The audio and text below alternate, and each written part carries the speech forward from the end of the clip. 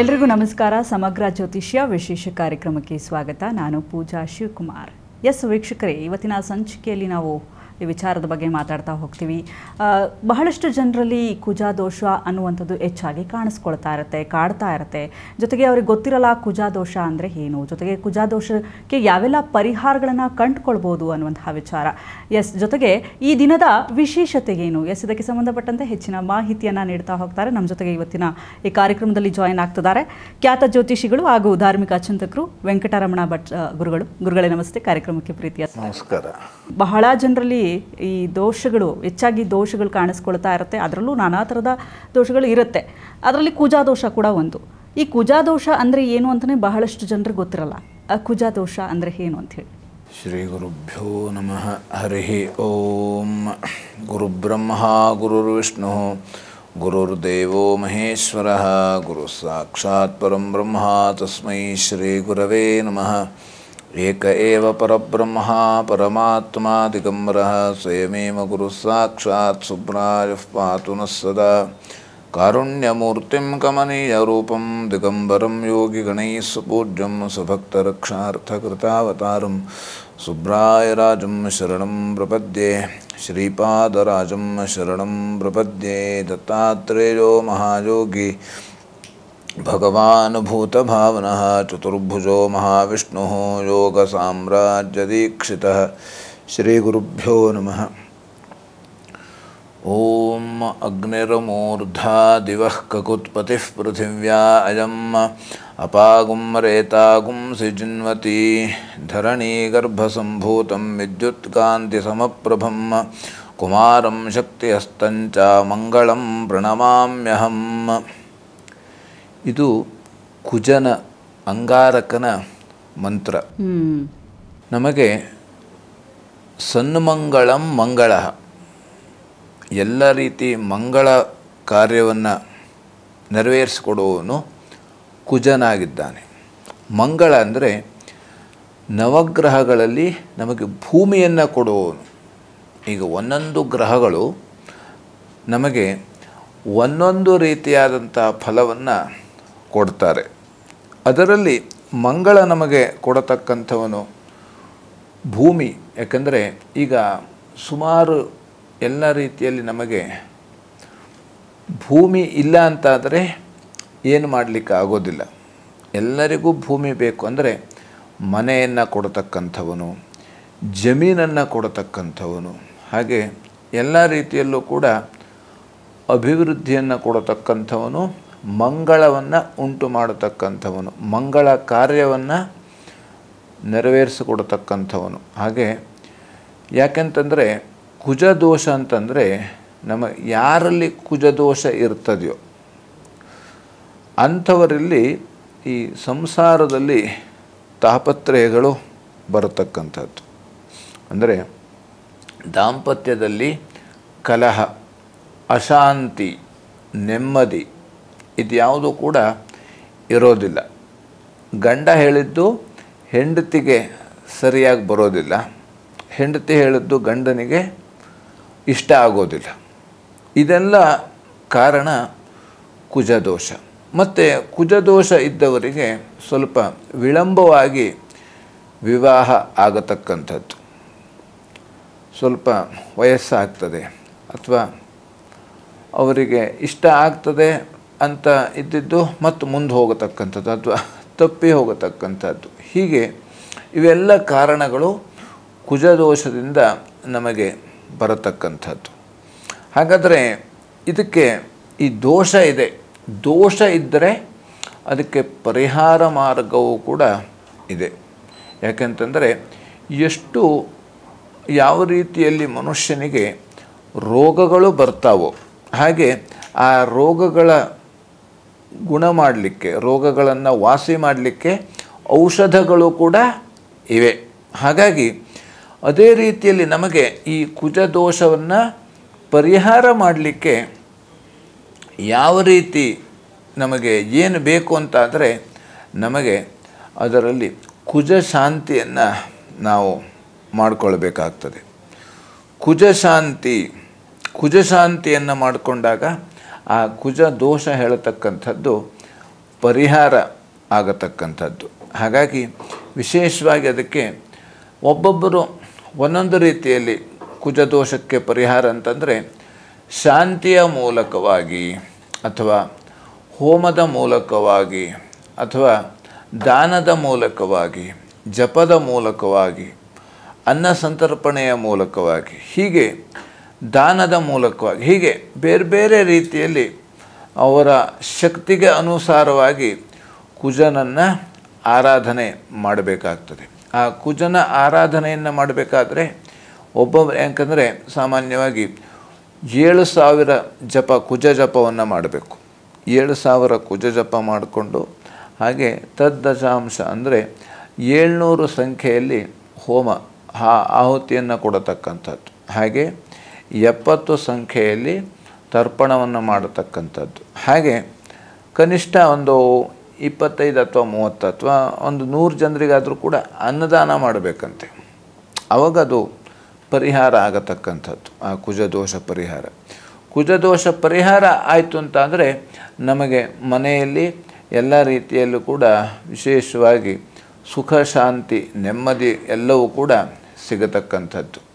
ಯಾಕಂದರೆ ಮನುಷ್ಯನಿಗೆ ಎಲ್ಲ ರೀತಿಯಲ್ಲೂ ಕೂಡ ಏನಿದ್ದರೂ ಕೂಡ ನೆಮ್ಮದಿ ಇಲ್ಲ ಅಂತಾದರೆ ಅವನಿಗೆ ಯಾವುದಿದ್ದರೂ ಕೂಡ ಅದು ವ್ಯರ್ಥವಾಗ್ತದೆ. ಹಾಗಾಗಿ ಎಲ್ಲವೂ ಬೇಕು, ಅದರಲ್ಲಿ ನೆಮ್ಮದಿನೂ ಕೂಡ ಬೇಕಾಗ್ತದೆ. ಆ ನೆಮ್ಮದಿ ನಮಗೆ ಸಿಗಬೇಕು ಅಂತಾದರೆ ವಿಶೇಷವಾಗಿ ನಾವು ಜಪ ಅಥವಾ ಧ್ಯಾನವನ್ನು ಮಾಡಬೇಕು.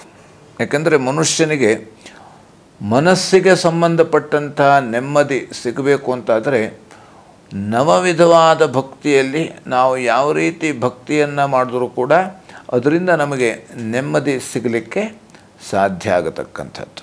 ಆದರೆ ಕುಜ ಅಂದರೆ ಏನು ಗುರುಗಳೇ? ಅಂದರೆ ಎಲ್ಲಿರುತ್ತೆ ಅದು? ಅದರಲ್ಲೆಲ್ಲ ಒಂದು ಪಂಚಾಂಗದಲ್ಲೆಲ್ಲ ನೋಡ್ತಿರ್ತಾರೆ ಕುಜ ಅಂದರೆ ಏನು, ಹಂಗೆ ಹಿಂಗೆ ಅಂತ ಹೇಳಿ. ಅದು ಏನಾದರೂ ಪರ್ಟಿಕ್ಯುಲರ್ ರಾಶಿಗಳ ಮೇಲೆ ಬೀರುವಂಥದ್ದಾ ಹೇಗೆ ಅಂತ ಹೇಳಿ? ಅಂದರೆ ಅದು ಸಪ್ತಮಕ್ಕೆ ಸಂಬಂಧಪಟ್ಟಂತೆ ಹೆಚ್ಚಾಗಿ ಅದು ಲಗ್ನದಿಂದ ಸಪ್ತಮದಲ್ಲಿ ಕುಜನಿದ್ದಾಗ ಗುರು ದೃಷ್ಟಿ ಇಲ್ಲದೆ ಹೋದರೆ ಅಲ್ಲಿ ಕುಜದೋಷ ಹೇಳ್ತಕ್ಕಂಥದ್ದು ಬರುವಂಥದ್ದು. ಆ ಕುಜದೋಷ ಅದಕ್ಕೆ ಬೇರೆ ಬೇರೆ ರೀತಿಯಲ್ಲಿ ಗುರು ದೃಷ್ಟಿ ಇದ್ದರೆ ಕುಜದೋಷ ಬರೋದಿಲ್ಲ. ಸಪ್ತಮದಲ್ಲಿ ಇದ್ದರೂ ಕೂಡ ಕುಜ ಲಗ್ನದಿಂದ 7ನೇ ಮನೆಯಲ್ಲಿ ಕುಜನಿದ್ದಾಗ ಅದು ಸಾಮಾನ್ಯವಾಗಿ ಕುಜದೋಷ ಅಂತ ಕರೀತಾರೆ. ಅದಕ್ಕೆ ಅಲ್ಲಿ ಗುರುವಿನ ದೃಷ್ಟಿ ಆ ರೀತಿ ಇದ್ದರೆ ಆವಾಗ ಅದು ಕುಜದೋಷ ಇದ್ದರೂ ಕೂಡ ಪರಿಹಾರ ಆಗಿಬಿಡ್ತದೆ ಅಲ್ಲಿ. ಯಾಕಂದರೆ ನಮಗೆ ಗುರುವಿನ ದೃಷ್ಟಿ ನಮಗೆ ಎಲ್ಲ ರೀತಿಯಲ್ಲೂ ಮುಖ್ಯವಾಗಿರತಕ್ಕಂಥದ್ದು. ಅಂದರೆ ನಾವು ಗುರಿಯನ್ನು ತಲುಪಲಿಕ್ಕೆ ಗುರುವಿನ ಮಾರ್ಗದರ್ಶನ, ಗುರುವಿನ ಅನುಗ್ರಹ ಇವೆಲ್ಲವೂ ಕೂಡ ಬೇಕಾಗುವಂಥದ್ದು. ಹಾಗಾಗಿ ಅದು ನಮಗೆ ಇದೆ ಅಂತಾದರೆ ನಮಗೆ ಎಲ್ಲ ರೀತಿ ಏನೇ ಇದ್ದರೂ ಕೂಡ ಪರಿಹಾರ ಆಗತಕ್ಕಂಥದ್ದು. ಇದು ಕುಜದೋಷ ಅನ್ನುವಂಥದ್ದು ಆರೋಗ್ಯದ ಸಮಸ್ಯೆಗಳ ಮೇಲೂ ಕೂಡ ಏನಾದರೂ ಪರಿಣಾಮ ಬೀಳುತ್ತಾ ಹೇಗೆ ಗುರುಗಳೇ? ಆರೋಗ್ಯಕ್ಕೆ ಸಂಬಂಧಪಟ್ಟಿದ್ದಲ್ಲ ಅದು ಬರೀ ಈಗ ಅಶಾಂತಿ ನೆಮ್ಮದಿ. ಈಗ ಅಶಾಂತಿ ಆಯಿತು ಅಂದರೆ ಅದು ಕೂಡ ಮುಂದೆ ಆರೋಗ್ಯದ ಮೇಲೂ ವ್ಯತ್ಯಾಸ ಬರತಕ್ಕಂಥದ್ದು. ಆದರೆ ಸಾಮಾನ್ಯವಾಗಿ ಹೊಂದಾಣಿಕೆ ಇರುವುದಿಲ್ಲ. ದಾಂಪತ್ಯದಲ್ಲಿ ಗಂಡ ಹೇಳಿದ್ದು ಹೆಂಡತಿಗೆ ಬರೋದಿಲ್ಲ, ಹೆಂಡತಿ ಹೇಳಿದ್ದು ಗಂಡನಿಗೆ ಹಿಡಿಸೋದಿಲ್ಲ. ಸರಿಯಾದ ಇರ್ಬೋದು, ನಡವಳಿಕೆ ಇರಬಹುದು, ಅಥವಾ ಯಾವುದೇ ರೀತಿಯ ಅಡುಗೆಯನ್ನು ಮಾಡೋದರಲ್ಲಿ ಇರಬಹುದು. ಇದು ಏನೂ ರುಚಿ ಇಲ್ಲ, ಎಷ್ಟೇ ಸರಿಯಾಗಿ ಮಾಡಿದ್ರೂ ಕೂಡ ರುಚಿ ಇಲ್ಲ, ಹಾಗೆ ಹೀಗೆ ಸುಮ್ಮನೆ ಯಾವುದೋ ಒಂದು ರೀತಿಯಲ್ಲಿ ಹೇಳತಕ್ಕಂಥದ್ದು. ಅದರಿಂದ ಏನಾಗ್ತದೆ ಅಂತಾದರೆ ಆ ಸಂಸಾರದಲ್ಲಿ ನೆಮ್ಮದಿ ಇರುವುದಿಲ್ಲ. ಅಂದರೆ ಅವರು ಸರಿಯಾಗಿ ನೆಮ್ಮದಿಯಿಂದ ಇರಲಿಕ್ಕೆ ಆಗೋದಿಲ್ಲ. ಹಾಗಾಗಿ ಇದೆಲ್ಲ ಪರಿಣಾಮಗಳು ಬರತಕ್ಕಂಥದ್ದು. ಮೇನ್ಲಿ ಇದು ಮದುವೆ ಆದಂಥವ್ರಿಗೆ ಪ್ರಾಬ್ಲಮ್ ಆಗತ್ತೆ. ಕುಜದೋಷ ಅಂತಂದರೆ ಮದುವೆ ಆದಂಥವರಿಗೆ, ಮದುವೆ ಆಗುವಂಥವರಿಗೆ, ಆದಂಥವರಿಗೆ ಎಲ್ಲರಿಗೂ ಕೂಡ ಇದು ಮದುವೆ ಆಗಬೇಕಾದ್ರೆ ಅಲ್ಲೂ ವಿಳಂಬ, ಮದುವೆ ಲೇಟಾಗಿ ಆಗ್ತದೆ. ಹಾಗೆ ಮದುವೆ ಆದಮೇಲೆ ಅಲ್ಲಿ ಅವರು ಸರಿಯಾಗಿರ್ಲಿಕ್ಕೆ ಆಗೋದಿಲ್ಲ. ಅದು ಎಷ್ಟೇ ನಾವು ಇಷ್ಟಪಟ್ಟು ಕಷ್ಟಪಟ್ಟು ಮದುವೆ ಆದರೂ ಕೂಡ ಅವರು ನೆಮ್ಮದಿಯಿಂದ ಇರಲಿಕ್ಕೆ ಆಗೋದಿಲ್ಲ. ಹಾಗಾಗಿ ಅದಕ್ಕೆ ನಾವು ದೋಷಕ್ಕೆ ಪರಿಹಾರವನ್ನು ಮಾಡಿಕೊಂಡಾಗ ಆವಾಗ ಅವರು ನೆಮ್ಮದಿಯಿಂದ ಇರಲಿಕ್ಕೆ ಆಗುವಂಥದ್ದು. ಹಾಗಾದರೆ ಕುಜದೋಷ ಇರುವವರನ್ನ ನಾವು ಮದುವೆನೇ ಆಗಬಾರ್ದ ಗುರುಗಳೇ? ಕುಜದೋಷ ಇದ್ದರೆ ಹೆಣ್ಣಿಗೂ ಕುಜದೋಷ ಇರಬೇಕು, ಗಂಡಿಗೂ ಕುಜದೋಷ ಇರಬೇಕು. ಯಾವ ರೀತಿ ನಾವು ಮೈನಸ್ ಹೇಗೆ ಪ್ಲಸ್ ಆಗ್ತದೆಯೋ ಹಾಗೆ ಆ ಥರ ಇದ್ದಾಗ ಆವಾಗ ಮದುವೆ ಆಗ್ಬೋದು. ಇಲ್ಲ ಅಂತಾದರೆ ಕುಜದೋಷ ಇದ್ದಾಗ ಮದುವೆ ಆಗಬೇಕು ಅಂತಾದರೆ ಕುಜ ಶಾಂತಿಯನ್ನು ಮಾಡಿಕೊಳ್ಬೇಕು. ಆವಾಗ ಮುಂದೆ ಅನುಕೂಲ ಆಗುವಂಥದ್ದು. ಯಾಕೆಂದರೆ ಈಗ ಮನುಷ್ಯನಿಗೆ ಒಂದಲ್ಲ ಒಂದು ಸಮಸ್ಯೆ ಇದ್ದೇ ಇರ್ತದೆ. ನಾಳೆ ನಮಗೆ ಸಮಸ್ಯೆ ಬರ್ತದೆ ಅಂತ ಇವತ್ತೇ ನಾವು ಆಲೋಚನೆ ಮಾಡೋದಲ್ಲ. ಸ್ವಲ್ಪ ಆಲೋಚನೆನೂ ಬೇಕು. ಅದಕ್ಕೆ ಯಾವ ರೀತಿ ದುರಾಲೋಚನೆ ಎರಡೂ ಇದೆ. ನಮ್ಮದು ದುರಾಲೋಚನೆ ಆಗಬಾರ್ದು, ದೂರಾಲೋಚನೆ ಇರಬೇಕು, ಆದರೆ ಅದು ದುರಾಲೋಚನೆ ಆಗಬಾರ್ದು. ಹಾಗಾಗಿ ಅದಕ್ಕೋಸ್ಕರವಾಗಿ ನಾವು ಇಲ್ಲ ಕುಜದೋಷ ಇದ್ದವ್ರು ಹಾಗಾದರೆ ಮದುವೆನೇ ಆಗಬಾರ್ದು ಹೇಳಲ್ಲ. ಕುಜದೋಷ ಇದ್ದರೆ, ಯಾಕಂದರೆ ಸಾಮಾನ್ಯವಾಗಿ ಒಂದಲ್ಲ ಒಂದು ದೋಷ ಎಲ್ಲದರಲ್ಲೂ ಇದ್ದೇ ಇರ್ತದೆ. 27 ನಕ್ಷತ್ರದಲ್ಲಿ ಹಾಗೆ 9 ಗ್ರಹಗಳಲ್ಲಿ ಯಾವ ರೀತಿ 12 ರಾಶಿಯಲ್ಲಿ ಒಂದಲ್ಲ ಒಂದು ದೋಷ ಇದ್ದೇ ಇರ್ತದೆ. ಈಗ ಮನುಷ್ಯನಾದವನಿಗೆ ಒಬ್ಬನು ತುಂಬ ಬುದ್ಧಿವಂತ ಇರ್ತಾನೆ. ಆದರೆ ಬುದ್ಧಿವಂತ ಅವನು ಅದರಲ್ಲಿ ಪರಿಪೂರ್ಣರು ಯಾರೂ ಅಲ್ಲ. ಈ ಜಗತ್ತಿನಲ್ಲಿ ಪರಿಪೂರ್ಣವಾಗಿ ಎಲ್ಲದೂ ನನಗಿದೆ ಅಂತ ಹೇಳಿದವರು ಯಾರೂ ಇಲ್ಲ. ನೀವು ಬೇಕಾದ್ರೆ ಮುಖ್ಯಮಂತ್ರಿ ಹತ್ರ ಕೇಳ್ಬೋದು ಅಥವಾ ಪ್ರಧಾನಮಂತ್ರಿ ಹತ್ರ ಹೋಗಿ ಕೇಳ್ಬೋದು. ಯಾರ ಹತ್ರ ಕೇಳಿದ್ರೂ ನನಗೆ ಎಲ್ಲದೂ ಇದೆಯೋ, ನಾನು ಸಮಾಧಾನವಾಗಿ ಇದ್ದೇನೆ ಅಂತಾದರೆ ಅದು ನಾನು ಯಾರೂ ಕೂಡ ಸಮಾಧಾನವಾಗಿ ಇಲ್ಲ ಅಂತ ಎಲ್ಲರೂ ಹೇಳ್ತಾರೆ. ಆದರೆ ಮನುಷ್ಯನ ಯಾವ ರೀತಿ ಆ ಪೂರ್ವಜನ್ಮದ ಕರ್ಮಕ್ಕೆ ತಕ್ಕಂತೆ ಎಲ್ಲೋ ಅಲ್ಪ ಸ್ವಲ್ಪ ವ್ಯತ್ಯಾಸಗಳು ಇವೆಲ್ಲವೂ ಕೂಡ ಇರ್ತದೆ. ಆದರೆ ಅದನ್ನು ನಾವು ಸರಿಪಡಿಸ್ಕೊಂಡು ಹೋಗಬೇಕಾಗ್ತದೆ. ಆ ಸರಿಪಡಿಸ್ಕೊಂಡು ಹೋಗಬೇಕಾದ್ರೆ ನಮಗೆ ವಿಶೇಷವಾಗಿ ಆ ಮನಸ್ಸು ಬೇಕು. ಮನ ಏವ ಮನುಷ್ಯಾಣಂ ಕಾರಣಂ ಬಂಧ ಮೋಕ್ಷಯೋ ಅಂತ. ಅಂದರೆ ಮನಸ್ಸಿದ್ದಲ್ಲಿ ಮಾರ್ಗ ಇದೆ ಅಂತ ಹೇಳಿದ್ದಾರೆ. ನಮಗೆ ಮನಸ್ಸು ಇಲ್ಲ, ಅಲ್ಲಿ ರೋಡು ಹಾಳಾಗ್ಬಿಟ್ಟಿದೆ, ಹೌದು, ನಮಗಲ್ಲಿ ಹೋಗಲೇಬೇಕು. ಹೆಂಗೆ ಹೋಗಬೇಕು? ಹೋಗಲೇಬೇಕು, ರೋಡ್ ಮೇಲೆ ಹೋಗುದೆ, ಮತ್ತು ನಾವು ಬೇರೆ ಎಲ್ಲೂ ಮಾರ್ಗ ಇಲ್ಲ. ಆವಾಗ ನಾವು ಏನು ಮಾಡಬೇಕು? ನಿಧಾನವಾಗಿ ಹೋಗಬೇಕು. ಅದು ಯಾವ ರೀತಿ ನಮಗೆ ಬಹಳ ಎಚ್ಚರಿಕೆಯಿಂದ ಹೋಗಬೇಕು. ಹಾಗೆ ನಮಗಲ್ಲೂ ದೋಷ ಇದೆ. ಹಾಗಿದ್ದಾಗ ನಾವು ಅದಕ್ಕೆ ಆ ಸರಿಯಾದ ಕ್ರಮದಂತೆ ಹೋದಾಗ, ಯಾವ ರೀತಿ ಆ ಮಾರ್ಗದಲ್ಲಿ ಸರಿಯಾಗಿ ಹೋದಾಗ ನಾವು ಆ ದಾರಿಯನ್ನು ತಲುಪಲಿಕ್ಕೆ ಸರಿಯಾಗ್ತದೆ. ಮತ್ತು ಆ ದಾರಿಯಲ್ಲೂ ಕೂಡ ಯಾವುದೇ ತೊಂದರೆಗಳು ಬರುವುದಿಲ್ಲ. ಅದನ್ನು ಬಂದರೂ ಕೂಡ ನಾವು ಅದನ್ನು ಯಾವ ರೀತಿ ಪರಿಹಾರ ಮಾಡ್ಕೊಂಡು ಹೋಗಬೇಕು ಅನ್ನುವಂಥ ಒಂದು ಸಲಹೆ ಸೂಚನೆಗಳು ನಮಗೆ ಈ ಶಾಸ್ತ್ರದ ಮೂಲಕವಾಗಿ ನಾವು ಅದನ್ನು ಆ ಪರಿಹಾರ ಕಂಡುಕೊಂಡು ಹೋಗಲಿಕ್ಕೆ ಸಹಾಯವಾಗುವಂಥದ್ದು. ಹಾಗಾಗಿ ಶಾಸ್ತ್ರಾಯಚ ಸುಖಾಯಚ ಅಂತ. ನಮಗೆ ಶಾಸ್ತ್ರಗಳು ಇದ್ದಿದ್ದೆಲ್ಲ ನಮ್ಮ ಸುಖಕ್ಕಾಗಿಯೇ, ಅಂದರೆ ಬೇರೆಯವರ ಸುಖಕ್ಕಾಗಲ್ಲ. ಈಗ ಜ್ಯೋತಿಷ್ಯ ಕೇಳಬೇಕು ಅಥವಾ ಜ್ಯೋತಿಷ್ಯ ಹೇಳಬೇಕು ಅಥವಾ ದೇವಸ್ಥಾನಕ್ಕೆ ಹೋಗಬೇಕು, ದೇವರಿಗೆ ಕೈ ಮುಗಿಬೇಕು, ಸ್ಮರಣೆ ಮಾಡಬೇಕು, ನಮಸ್ಕಾರ ಮಾಡಬೇಕು, ದಾನ ಮಾಡಬೇಕು ಹೇಳಿದ್ದೆಲ್ಲ ಇದು ಬೇರೆ ಯಾವುದಕ್ಕೂ ಅಲ್ಲ, ನಮ್ಮ ಆತ್ಮದ ಉದ್ಧಾರಕ್ಕಾಗಿ. ಯಾಕೆಂತಂದರೆ ಆ ಕುಜದೋಷ ಈಗ ಹೇಳಿದ್ದಾರೆ, ಎಲ್ಲ ಕಡೆ ಹೇಳಿದ್ದಾರೆ.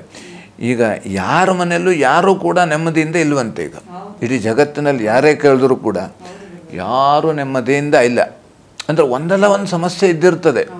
ಒಬ್ಬರಿಗೆ ಮಕ್ಕಳೇ ಇರೋದಿಲ್ಲ, ಕೆಲವೊಬ್ಬರಿಗೆ ಸಂಪತ್ತು ಇರೋದಿಲ್ಲ, ಕೆಲವೊಬ್ಬರಿಗೆ ನೆಮ್ಮದಿ ಇರೋದಿಲ್ಲ.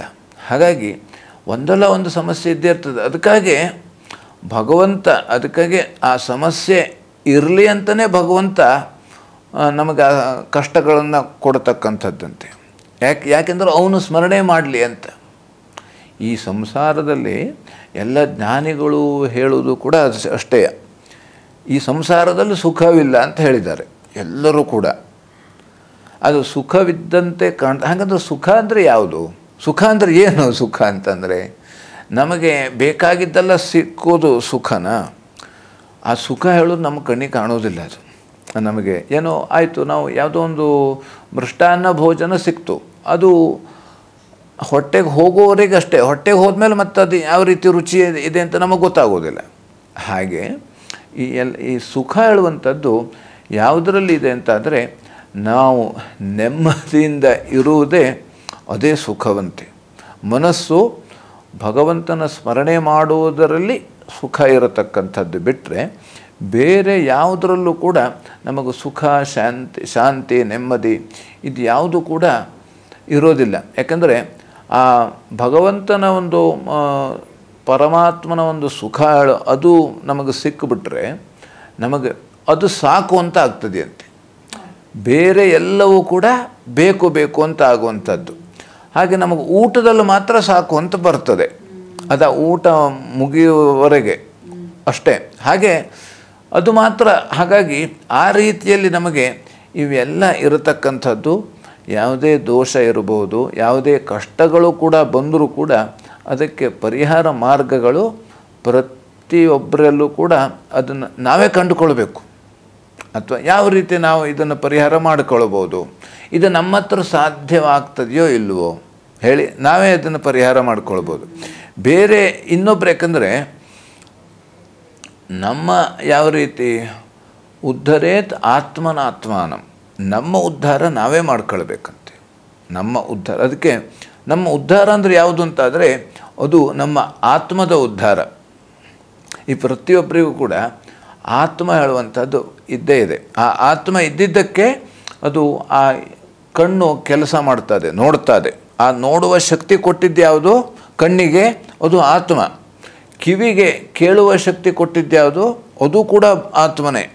ಹಾಗೆ ಮಾತನಾಡಲಿಕ್ಕೆ ನಾಲಿಗೆಗೆ ಆ ಒಂದು ಎಲ್ಲ ರೀತಿಯಾದಂಥ ಸ್ಪಷ್ಟವಾದಂಥ ಉಚ್ಚಾರವನ್ನು ಕೊಟ್ಟಿದ್ದು ಯಾವುದು? ಅದು ಕೂಡ ಆತ್ಮನಿದೆ. ಆತ್ಮನವನೇ ಭಗವಂತ, ಆತ್ಮ ಪರಮಾತ್ಮ. ಹಾಗಾಗಿ ಇದು ಎಲ್ಲದಕ್ಕೂ ಕಾರಣ ನಾವು.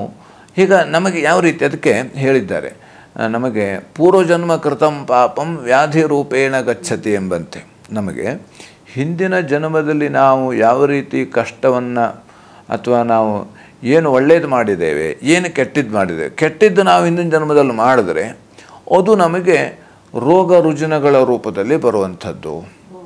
ಹಾಗೆ ನಮಗೆ ಕಷ್ಟಗಳು ಬರತಕ್ಕಂಥದ್ದು, ದುಃಖ ದಾರಿದ್ರ್ಯಗಳು ಬರತಕ್ಕಂಥದ್ದು, ಅದು ಪೂರ್ವಜನ್ಮದ ಫಲ. ಹಾಗೆ ಇದು ಎಲ್ಲವೂ ಪೂರ್ವಜನ್ಮದ ಫಲನೇ.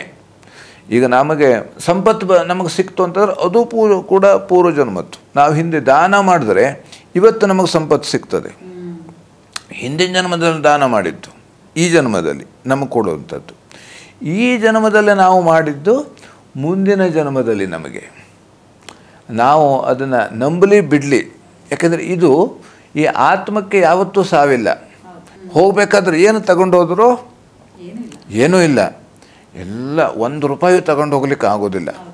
ಅದನ್ನೆಲ್ಲ ಈ ಅಗ್ನಿಗೆ ಕೊಡೋದು. ಒಂದು ಶರೀರವನ್ನು ಅಗ್ನಿಗೆ ಕೊಡುವಂಥದ್ದು, ಸುಟ್ಟಾಕ್ತಾರೆ. ಇಲ್ಲ ಅಂತಾದರೆ ಹೂಳ್ತಾರೆ. ಎರಡೇ, ಮತ್ತು ಬೇರೆ ಯಾವುದೂ ಇಲ್ಲ ಇದಕ್ಕೆ. ಅದು ಯಾವ ರೀತಿ? ಹಾಗಾಗಿ ನಾವು ಅಲ್ಲಿ ನಮಗೆ ಈ ಸಂಪತ್ತು ನಮಗೆ ಆ ಲೋಕದಲ್ಲಿ ಇಲ್ಲವಂತೆ. ಈ ಸಂಪತ್ತು ಆ ಲೋಕದಲ್ಲಿ ಇಲ್ಲ, ಅಲ್ಲಿ ಬರುವುದಿಲ್ಲ.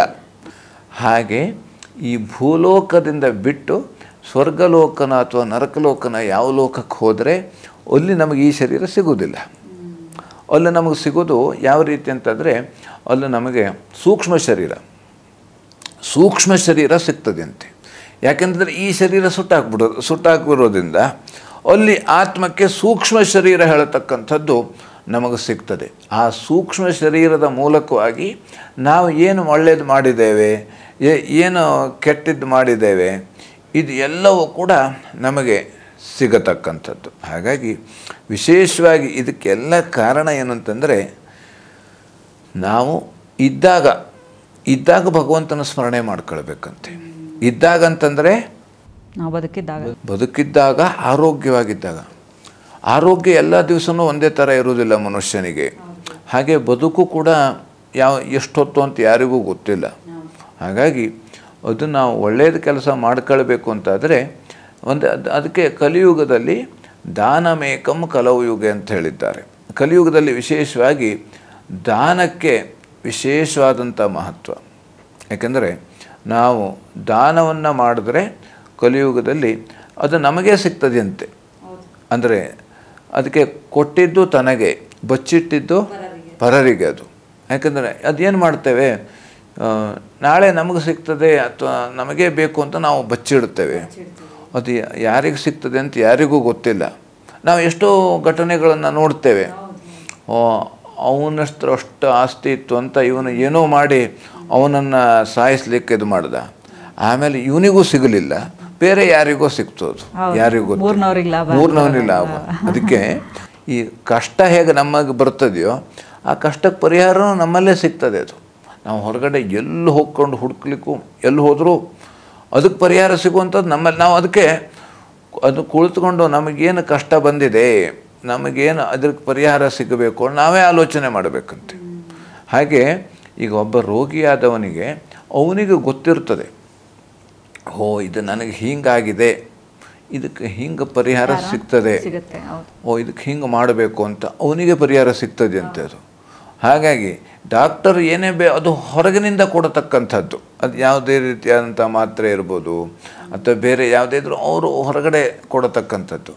ಆದರೆ ಇವನಿಗೆ ಒಳಗಿಂದ ಅದು ಆಗತಕ್ಕಂಥ ನೋವು, ಆ ಒಳಗಿನಿಂದ ಆಗತಕ್ಕಂಥ ನೋವನ್ನು ಅದು ಅವನಿಗೆ ಗೊತ್ತಾಗ್ತದೆ. ಅದು ಹಾಗಾಗಿ ನೋವು ಹೇಗಿದೆ ಅಂತ ಅದು ಹೇಳಲಿಕ್ಕೆ ಬರೋದಿಲ್ಲ, ಅಥವಾ ಸುಖ ಹೇಗಿದೆ ಅಂತ ಅದು ಹೇಳಲಿಕ್ಕೆ ಬರೋದಿಲ್ಲ. ಕಷ್ಟ ಸುಖ ಇವೆಲ್ಲವೂ ಕೂಡ ಹೇಳಿಕ್ಕೆ ಬರುವತಕ್ಕಂಥದ್ದಲ್ಲ. ಅದು ಈ ಶರೀರದ ಮೂಲಕವಾಗಿ, ಮನಸ್ಸಿನ ಮೂಲಕವಾಗಿ ಅದು ಆತ್ಮಕ್ಕೆ ಅನುಭವವನ್ನು ಕೊಡತಕ್ಕಂಥದ್ದು. ಅದು ಅನುಭವ. ಅದು ಇಷ್ಟು ನನಗೆ ಕಷ್ಟ ಬಂತು, ಎಷ್ಟು ಕಷ್ಟ ಬಂತು ಕೇಳಿದ್ರೆ ಇಷ್ಟು ಕಷ್ಟ ಬಂತು ಹೇಳ್ಬೋದು, ಅಥವಾ ಅಷ್ಟೆಲ್ಲ ಕಷ್ಟ ಆಯಿತು ಅಂತ ಹೇಳ್ಬೋದು. ಆದರೆ ಅದು ಹೇಗೆ ಬಂತು ಅದು ಅಂತಾದರೆ ಅದೇನೋ ಹೇಗೆ ಬಂತು ಅಂತ ಇವನಿಗೆ ಗೊತ್ತಿಲ್ಲ. ಅದು ಹಾಗೆ ಪರಿಹಾರ ಮಾರ್ಗನೂ ಕೂಡ ಅದಕ್ಕೆ ಇದ್ದೇ ಇದೆ. ಆ ಪರಿಹಾರದ ಮೂಲಕವಾಗಿ ಒಂದೊಂದು ಕಷ್ಟಕ್ಕೆ ಒಂದೊಂದು ಪರಿಹಾರ ಇದೆ. ನಮಗೆ ಭಗವಂತ ಇದನ್ನೆಲ್ಲ ಕೊಟ್ಟಿದ್ದಾನೆ. ಏನು ಕೊಟ್ಟಿದ್ದಾನೆ? ನಮಗೆ ಮಾತು ಕೊಟ್ಟಿದ್ದಾನೆ, ಮತ್ತು ತಿಳುವಳಿಕೆ ಜ್ಞಾನ ಕೊಟ್ಟಿದ್ದಾನೆ. ಆದರೆ ಬೇರೆ ಪ್ರಾಣಿಗಳಿಗೆ ಮಾತು ಇಲ್ಲ, ಅಷ್ಟು ಬುದ್ಧಿ ಇಲ್ಲ, ಅಂದ್ರೆ ಏನು ಅಂತ ಗೊತ್ತಾಗೋದಿಲ್ಲ. ಅವಕ್ಕೆ ಗೊತ್ತಾದರೂ ಹೇಳಲಿಕ್ಕೆ ಬರೋದಿಲ್ಲ. ಹಾಗಾಗಿ ಇದನ್ನು ನಾವು ಏನು ಮಾಡಬೇಕು ಅಂತಾದರೆ, ನಾವು ಇದನ್ನು ಈ ನಮಗೆ ಕೊಟ್ಟಂಥ ಮಾತನ್ನು ಅಥವಾ ನಾವು ಯಾವ ರೀತಿ ಭಗವಂತನ ಸ್ಮರಣೆ ಮಾಡುವುದರ ಮೂಲಕವಾಗಿ ಇದನ್ನು ಒಳ್ಳೆಯ ಉಪಯೋಗ ಪಡಿಸ್ಕೊಳ್ಬೇಕಂತೆ. ನಮಗೆ ಬಾಯಿ ಇದೆ ಅಂತಾದರೆ ಇನ್ನೊಬ್ಬರನ್ನ ನಾವು ತೆಗಳುವುದಲ್ವಂತೆ, ಬೈಯುವುದಲ್ಲ, ಇನ್ನೊಬ್ಬರಿಗೆ ನಾವು ತೊಂದರೆ ಕೊಡೋದಲ್ಲ. ಅದಕ್ಕೆ ಪರೋಪಕಾರ ಪುಣ್ಯಾಯ ಪಾಪಾಯ ಪರಪೀಡನಂ ಅಂತ. ಇನ್ನೊಬ್ಬರಿಗೆ ಒಳ್ಳೆ ರೀತಿಯಾದಂಥ ಉಪಕಾರ ಮಾಡುವುದೇ ಪುಣ್ಯ. ಇನ್ನೊಬ್ಬರಿಗೆ ಅದು ನಮ್ಮನ್ನೆಲ್ಲೋ ಕಾಪಾಡುತ್ತೆ. ಎಲ್ಲೋ ಕಾಪಾಡ್ತದೆ, ಎಲ್ಲೋ ನಮ್ಮನ್ನು ಕಾಪಾಡುವಂಥದ್ದು. ಹಾಗಾಗಿ ಎಲ್ಲೋ ಕಾಪಾಡ್ತದೆ, ಎಲ್ಲೂ ಕಾಪಾಡ್ತದೆ, ಎಲ್ಲ ಕಡೆ ಕಾಪಾಡ್ತದೆ ನಮಗೆ. ಯಾಕಂದರೆ ಅದಕ್ಕಾಗಿ ನಾವು ಇದ್ದಲ್ಲೇ ಇರೋದಿಲ್ವಲ್ಲ, ನಾವು ಎಲ್ಲೋ ಹೊರಗಡೆ ಹೋಗಿರ್ತೇವೆ. ವನೇರಣೆ ಶತ್ರು ಜಲಾಗ್ನಿ ಮಧ್ಯೆ ಮಹಾರ್ಣವೇ ಪರ್ವತಮಸ್ತಕೇವ ಸುಪ್ತಂ ಪ್ರಮತ್ತಂ ವಿಷಮೇ ಸ್ಥಿತಂ ವಾ ರಕ್ಷಂತೆ ಪುಣ್ಯಾನಿ ಪುರಾಕೃತಾನಿ ಅಂತ.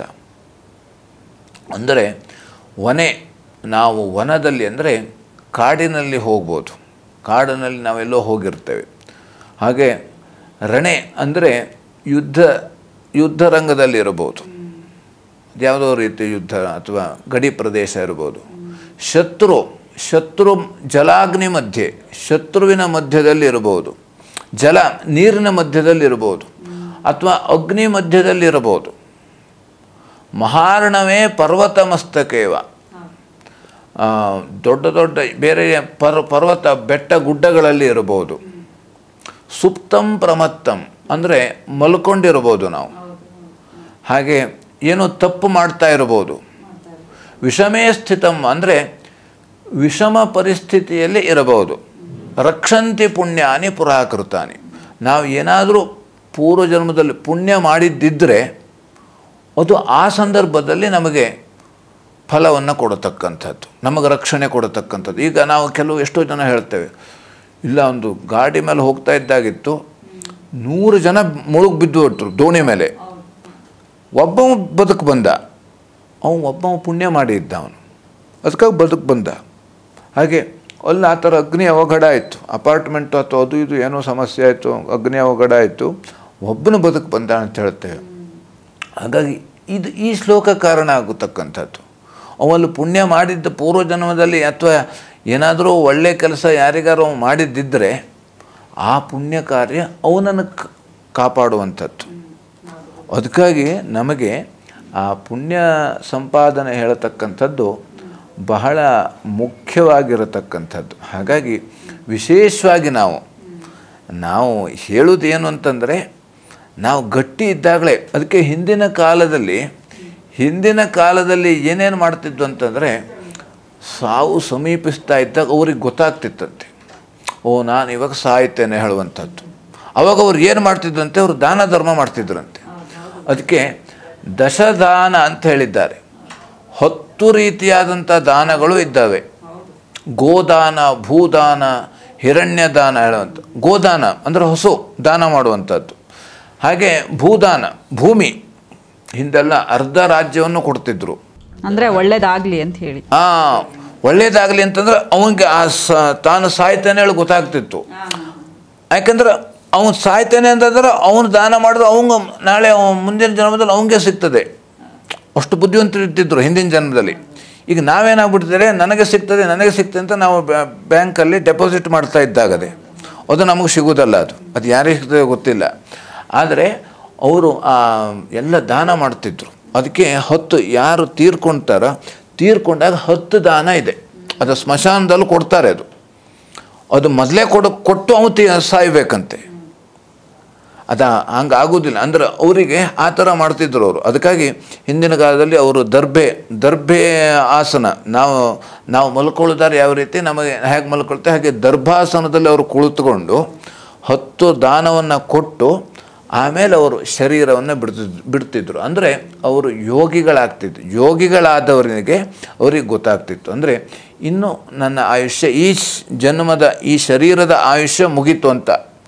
ಈ ಶರೀರದ ಆಯುಷ್ಯ ಮುಗೀತು ಅಂತ ಅವ್ನು ಗೊತ್ತಾದ ಮೇಲೆ ಏನು ಮಾಡಬೇಕು ಅಂತಂದರೆ, ಅದು ಎಲ್ಲವೂ ಕೂಡ ಇದೆ, ಆಯಿತು, ಇನ್ಮೇಲೆ ಮುಗೀತು, ಇನ್ನು ಮುಂದೆ ಏನು ಮಾಡಬೇಕು, ನಾವು ನಮ್ಮ ಉದ್ಧಾರ ನಾವು ಮಾಡ್ಕೊಳ್ಬೇಕು, ನಮಗೆ ಬರಬೇಕು, ನಮ್ಮ ಹಿಂದೆ ಬರಬೇಕು ಅಂತ ಅವರು ಆ ರೀತಿಯಲ್ಲಿ ದಾನ ಧರ್ಮವನ್ನು ಮಾಡ್ತಿದ್ರು. ಆ ದಾನ ಧರ್ಮ ಮಾಡಿದ್ದರ ಫಲವಾಗಿ ಮುಂದೆ ಅವರಿಗೆ ಅದು ಬರತಕ್ಕಂಥದ್ದು. ಎಸ್ ಗುರುಗಳೇ, ಇವತ್ತಿನ ಸಂಚಿಕೆಯಲ್ಲಿ ಇನ್ನೂ ಭಾಳಷ್ಟು ಮಾತಾಡೋದಿದೆ. ಕುಜದೋಷದ ಬಗ್ಗೆ ಮಾತಾಡಿದ್ರೆ ಈ ಎಪಿಸೋಡೆಲ್ಲ ಸಾಲೋದಿಲ್ಲ ಅನಿಸುತ್ತೆ. ತುಂಬ ಚೆನ್ನಾಗಿ ತಿಳಿಸ್ಕೊಟ್ರಿ ಕುಜದೋಷ ಅಂದರೆ ಏನು. ಜೊತೆಗೆ ನಮಗೆ ಗೊತ್ತಿರಲ್ಲ, ಇದು ಮದುವೆ ಆದವ್ರಿಗೆ ಕೂಡ ಬರುತ್ತೆ, ಮದುವೆ ಆಗ್ತಿರೋರಿಗೆ ಬರ್ತಾ ಇರುತ್ತೆ. ಕುಜದೋಷ ಹೇಗೆಲ್ಲ ಬರುತ್ತೆ, ಜೊತೆಗೆ ಅದಕ್ಕೆ ಯಾವೆಲ್ಲ ಪರಿಹಾರಗಳನ್ನು ನಾವು ಕಂಡುಕೊಳ್ಬೋದು, ಜೊತೆಗೆ ನಾವೇ ಯಾವ ರೀತಿಯಾಗಿ ಪರಿಹಾರವನ್ನು ಮಾಡ್ಕೊಳ್ಬೋದು ಅನ್ನುವಂತಹ ಸಾಕಷ್ಟು ವಿಚಾರಗಳನ್ನು ಈ ಸಂಚಿಕೆಯಲ್ಲಿ ತಾವು ತಿಳಿಸ್ಕೊಟ್ರಿ. ನನ್ನ ಪರವಾಗಿ ಹಾಗೆ ಸಮಗ್ರ ನ್ಯೂಸ್ ವೀಕ್ಷಕರ ಪರವಾಗಿ ತಮಗೆ ತುಂಬ ಹೃದಯದ ಧನ್ಯವಾದಗಳು ಗುರುಗಳೇ. ಲೋಕಾಃ ಸಮಸ್ತಃ ಸುಖಿನೋ ಭವಂತು, ಸಮಸ್ತ ಸನ್ಮಂಗಳಾನಿ ಭವಂತು. ಎಸ್ ವೀಕ್ಷಕರೇ, ಇದಾಗಿತ್ತು ಇವತ್ತಿನ ವಿಶೇಷ ಕಾರ್ಯಕ್ರಮ. ಮತ್ತಷ್ಟು ಅಪ್ಡೇಟ್ಸ್ಗಳಿಗಾಗಿ ನೋಡ್ತಾ ಇರಿ ಸಮಗ್ರ ನ್ಯೂಸ್. ಇದು ನೇರ ನುಡಿ.